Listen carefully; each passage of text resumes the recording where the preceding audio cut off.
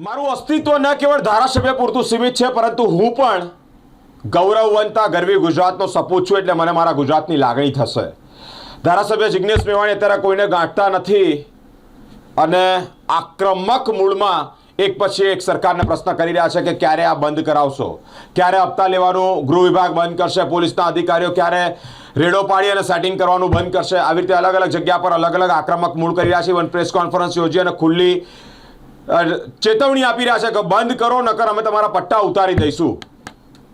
મિત્રો, ધારાસભ્ય જિગ્નેશ મેવાણીએ કહ્યું હવે કોંગ્રેસ એક હેલ્પલાઇન નંબર બહાર પાડવા જઈ રહી છે।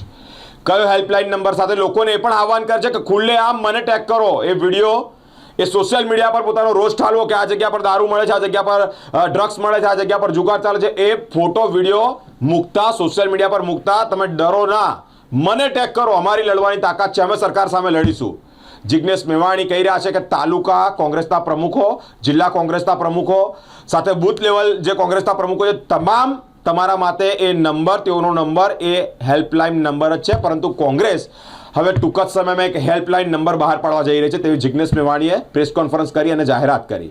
તેઓ કહ્યું કે આ નંબર પર ફોન કરો, દારૂના અડ્ડા અમે બંધ કરાવીશું, આ નંબર પર ફોન કરો, ડ્રગ્સનું વેચાણ અમે બંધ કરાવીશું। પોર્ટ પરથી એટલે કે ઉત્તર ગુજરાત પોર્ટ દરિયા કિનારો ત્યાંથી ડ્રગ્સ આવે છે, એ પણ પોલીસની રહેમરાહે આવી રહ્યું છે, ગૃહ વિભાગની રહેમરાહે આવી રહ્યું છે, તેવું પણ સ્પષ્ટ કહ્યું। શ્વેતપત્ર વિધાનસભામાં ડિક્લેર થાય તેવી પણ તેઓએ માંગ કરી છે। ડ્રગ્સના મુદ્દે સોશિયલ મીડિયામાં ખુલીને બોલો। ટૂંક સમયમાં અમે હેલ્પલાઇન નંબર પણ જાહેર કરવાના છીએ। ગુજરાતના 33 જિલ્લાના જિલ્લા પ્રમુખો કોંગ્રેસ પાર્ટીના તમામ તાલુકા પ્રમુખોના મોબાઈલ નંબર એ તમારા માટે હેલ્પલાઇન નંબર જ છે। તમે કોઈના બાપની ચિંતા કર્યા વગર વિડીયો અપલોડ કરો સોશિયલ મીડિયામાં, મને ટેગ કરો, અમારા પ્રદેશ પ્રમુખ માનનીય અમિતભાઈ ચાવડાને ટેગ કરો।